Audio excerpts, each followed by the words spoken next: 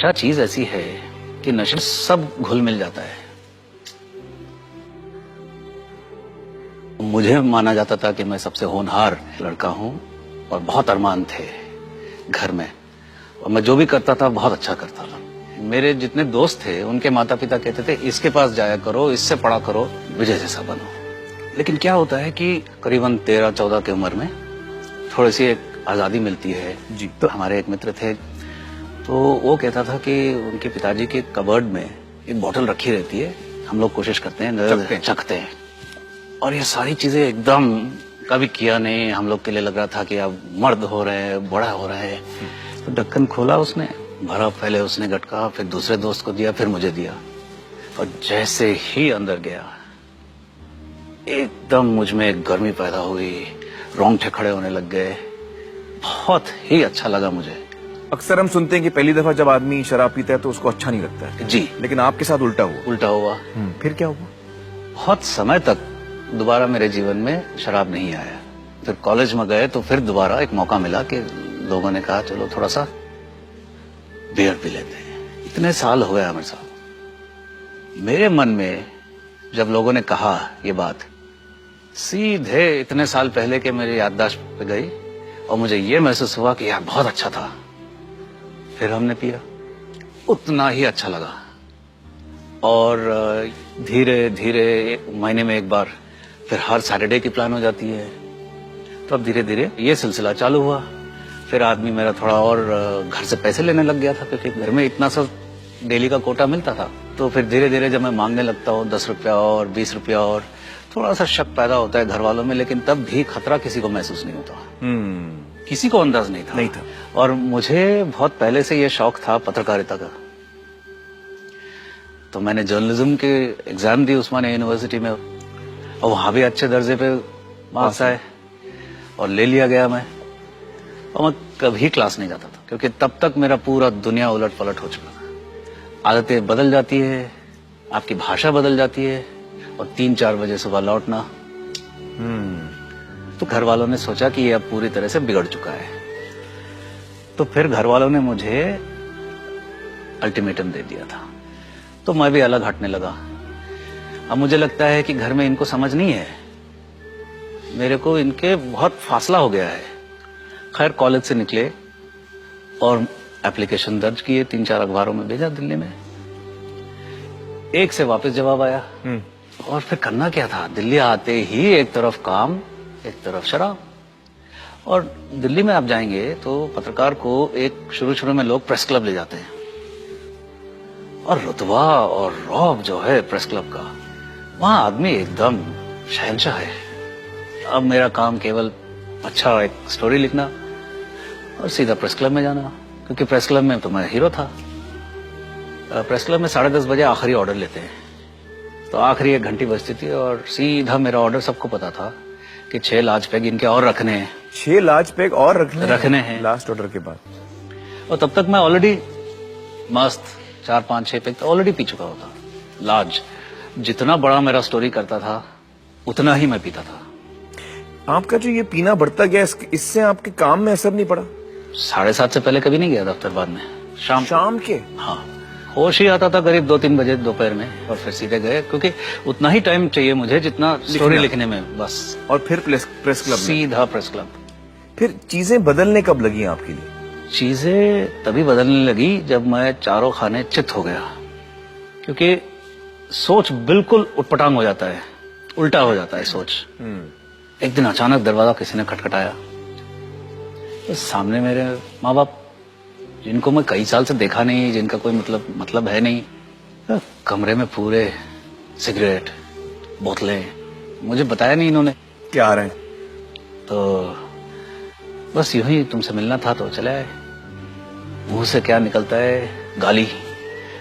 ये क्या मतलब है, बता नहीं सकते थे? ये आपने बोला? हाँ, वो पहले ही जानते थे कि मेरे पास आना खतरे से खाली नहीं है, तो वो शाम के ही ट्रेन में वापस के टिकट भी करके आए थे।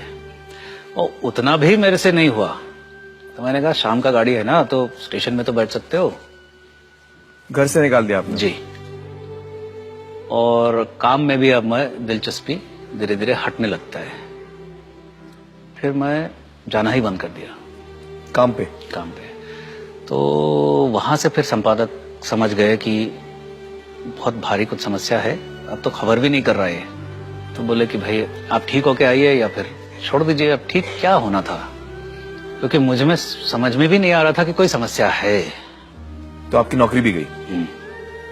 इस दौरान मैं शायद घर 2 या 3 बार गया हूँ सिर्फ पैसे मांगने, और तब तक मेरा इतना बदनामी हो चुका था कि मेरे माता पिता जहां भी रहते थे पहले ही दरवान से क्या करते थे कि फलाना कोई आए और पूछे कि हमारा बेटा है, ये वो किसी को नहीं आने देना। कहने का मतलब ये था कि तब तक मेरा उनका पूरी तरह से दुश्मनी हो चुका था। इसमें आपको देखिए इज्जत कैसे खत्म हो जाती है, क्योंकि मेरे से डरते थे राजनीतिक दिल्ली से, क्योंकि उनको ये लगता था कि मेरे पास सारे खबर है, होता भी था। तो सीधा मैं उनको बता देता था कि मुझे इतना रुपये चाहिए। पैसे तो मिल जाते थे मुझे, मैं लेके निकल जाता था उनके घर से, लेकिन उसके बाद मैं फिर दोबारा मुझे उनके घर में एंट्री नहीं मिला। अजनबी लोगों से भी आपने पैसे लिए? मैंने शायद किसी को नहीं छोड़ा। नशा चीज ऐसी है कि नशे में सब घुल मिल जाता है, कुछ नहीं बचता। हर एक को रोक के, आप यकीन नहीं करेंगे, मैंने पुलिस वालों से पैसे लिए। घर में बाई से पैसे लेता था मैं, जो काम करने आती थी उससे मैंने उधार लिए। बहुत सारे ऐसे हुए नाटक जहां सलाम और जहां लोग डरते थे मेरे से और सब मेरे खबर पढ़ते इज्जत थे, करते थे, सब खत्म। और अभी किसी के नजरों में इज्जत नहीं ना। अब उस समय ऐसा आ गया लेकिन था, नशा अभी भी वही बरकरार है कि रोज आप नशा करेंगे? ज्यादा करते थे बल्कि, क्योंकि अब तब तक पीता था कि बेहोशी के आलम तक ना पहुंचो। मकान मालिक था, अब भाई वो भी परेशान कि 3-4 महीने से किराया नहीं आ रहा है। अब गाली गलौच निकलते हैं, जब गाली गलौच पे आ जाती है बात तो फिर हमें कटना पड़ता है। दिल्ली के ही सड़कों पर मैंने 9 महीने बिताए। दिल्ली के सड़कों पे 9 महीने बिताया? जी। खाना कैसे खाते थे आप? उस समय खाने से कोई मतलब नहीं है, मेरा खाना ही पीना था, खाना ही नशा था। इसका कारण भी है, क्योंकि इस स्तर पर जब एक इंसान पहुंच जाता है तो इसके सारे चीजें बंद हो जाते हैं शरीर के। आपका यूरिन पास नहीं होता, आपका पसीना बंद हो जाता है, तो अगर आप कुछ डाल रहे हैं अंदर तो वो निकलता नहीं है। उसके बाद मैंने खाना बंद कर दिया, नशा नहीं बंद किया। खासियत देखिए नशे का, एक इंसान नशा बंद नहीं किया, मुझे क्या लग रहा है, अरे समस्या तो खाना है। तो खैर नई दिल्ली के स्टेशन पे मैंने बहुत समय निकाल ली। तो रेल डिब्बे के टॉयलेट में ऐसी जगह है जहां धरती पर कोई और नहीं झांकता, सफाई के लिए भी नहीं आते, और वहीं आप जा सकते हो जहां मक्खी भी आने से डरे, क्योंकि वहां कोई आपके आसपास नहीं होगा और आप नशा चैन से कर सकते हैं। और वही अखबार बिछा के, जिसपे आप लिखते थे एकदम एक जमाने में, जिसमें आप पत्रकार थे, मतलब कहाँ आप एक दिग्गज पत्रकार जी और कहाँ आप सड़क पे पहुंच गए, ये शराब की वजह से, उसके नशे की वजह से। जी। अल्टीमेटली आप इसमें से निकले कैसे? मैं निकलने वाला थोड़ा ही था, मैं तो ये सोचता था कि जबरदस्त नशे में निकलो इस दुनिया से। आपने सोच लिया था कि अब मैं ऐसे ही मरूंगा, मुझे इसमें से निकलना नहीं? असंभव था उस समय। तो फिर क्या बचा, जो किडनी बेचने के धंधा करते थे। विचार आया, जब अच्छे विचार आते हैं नशेड़ी को, ऐसे ही विचार आते हैं। 1 लाख का सौदा भी करीब करीब मैंने कर लिया था, पूरा तैयार था मैं। अचानक मेरे मन में विचार आया कि भाई विजय, तू ऑपरेशन टेबल पे ही चल बसेगा। तो मैं रुक गया, अब पैसा नहीं मिल रहा, जान नहीं बचा, मरे जा रहा हूं, नशा नहीं हो रहा। आखिर में एक ही व्यक्ति था पूरे दिल्ली में जिससे मैंने पैसे नहीं लिए थे। तो मैं वहां पहुंचा, वो दूर से ही समझ गया, काला सा एक इंसान आ रहा है, बदबू आ रहा है। तो उसने कहा कि विजय, मैं तुम्हें 10 रुपया भी नहीं दूंगा। फिर वो बड़े सारे फोन करने लगा। पता लगा कि वो कहीं अपने दोस्तों को फोन कर रहा है ये जानने के लिए कि एक नशा मुक्ति केंद्र कहाँ है जहाँ पे इसको रखा जा सकता है। भर्ती करवा दिया नशा मुक्ति केंद्र में। तो अब अगले सुबह से फिर पागलपन चालू, नशा चाहिए। एक दिन निकल गया, अब हर जगह से पानी निकल रहा है, शरीर जो जितना बंद हो गया वो खुल जाता है, पसीना ही पसीना, आंख में से पानी, नाक में से पानी, दस्त या जुलाब जिसको कहते हैं, डायरिया, जो महीनों से नहीं गया वो वहां से नहीं निकल रहा टॉयलेट से, हालत खराब। तब भी मेरे में अकल नहीं, तब भी मैं क्या कह रहा हूँ कि भागने की तरकीब सोच रहा हूँ, और वहां मेरे जैसे ही और लोग हैं पागल। ऐसे एक और मिल गया मुझे, हम दोनों ने प्लान बनाया, सबसे बदला ऐसा लेंगे कि लाल किले पे जाके नशा करेंगे। तीसरा दिन सुबह जब सब नहाने गए बाकी लोग, सुबह मैंने दौड़ लगाया। मैं ऐसे सीढ़ी से नीचे भागने वाला था, लेकिन फिर उन्हें वहां पे एक बूढ़े सज्जन मिले। ए, किधर जा रहा है, चलो पीछे। तब तक बाकी लोग आए, इसको ले जाओ वापस। तो उठा के लेके चले गए वापस। 5वें दिन मैं पहली बार अपने पैरों पर खड़े होके, प्रोग्राम होता है दिन भर का, तो क्लास चल रहा था, तो उस क्लास में मैं गया और यही सज्जन ले रहे थे और वो कुछ लिख रहे थे ब्लैक बोर्ड पे। वो सारी चीजें बताने लगे कि इंसान, तुम्हारा कुछ नहीं बचा, तुम हार गए हो, तुम्हारा रिश्ते टूट गए हैं, तुम्हारा इज्जत गया है, तुम्हारा ये हुआ, इस दौर से गुजरे हो। और मुझे लगा इस आदमी को मेरा कहानी कैसे मालूम करके, और मेरे आंसू ऐसे निकल रहे हैं। और उन्होंने, क्योंकि अब मेरे अंदर जो दर्द है,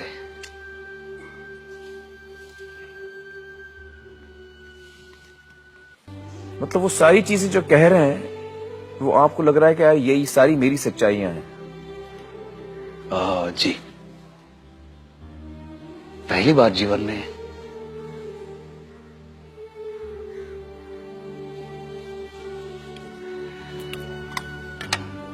मेरा जो दर्द है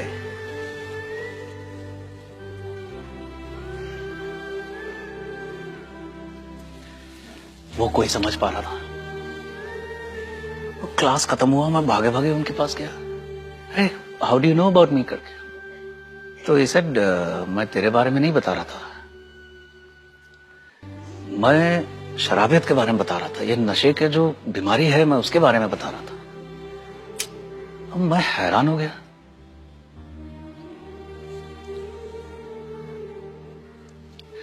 मां गाली, कोई गाली नहीं दे रहा है, मैं वहां दोषी नहीं था।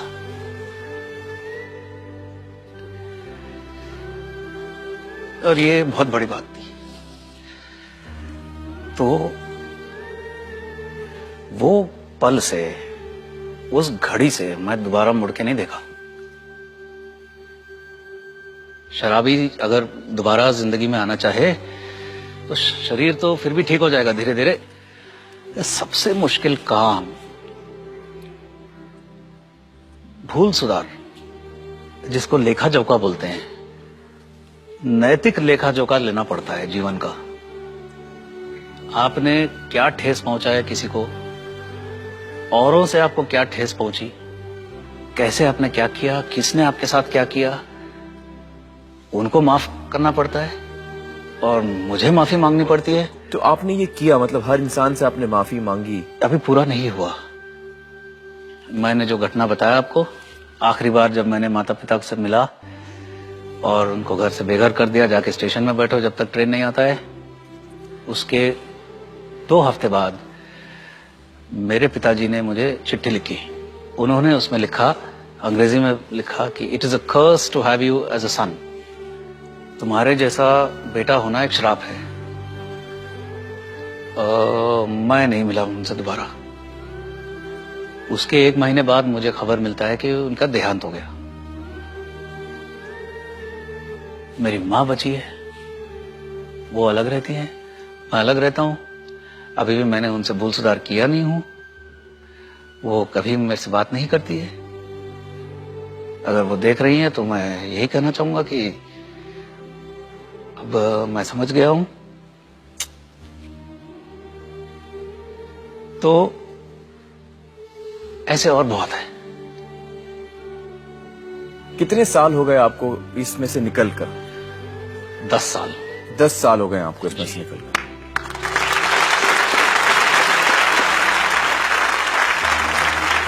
इन 10 सालों में आपकी शादी हुई, जी मतलब आप में जी। इतना सुधार आ गया, दूसरे व्यक्ति ने भी आपको अपनाया पूरी तरह से। जी। ये और ये बहुत खुशी ही की बड़ी बात है। बहुत ही खुशी की बात है। वो आज मौजूद हैं हमारे साथ। मुझे बताइए कि वो बुजुर्ग जिन्होंने आपकी मदद की थी, क्या उनका नाम क्या है? ऑस्वल्ड पेरेरा, और उन्होंने 10,000 लोगों को नया जीवन दान दिया है। वाह, क्षेत्र 10,000 में माने जाते हैं। जी जी जी जी। पेरेरा साहब, अगर आप ये प्रोग्राम इस वक्त देखें तो हमारे तरफ से सलाम कबूल कीजिए।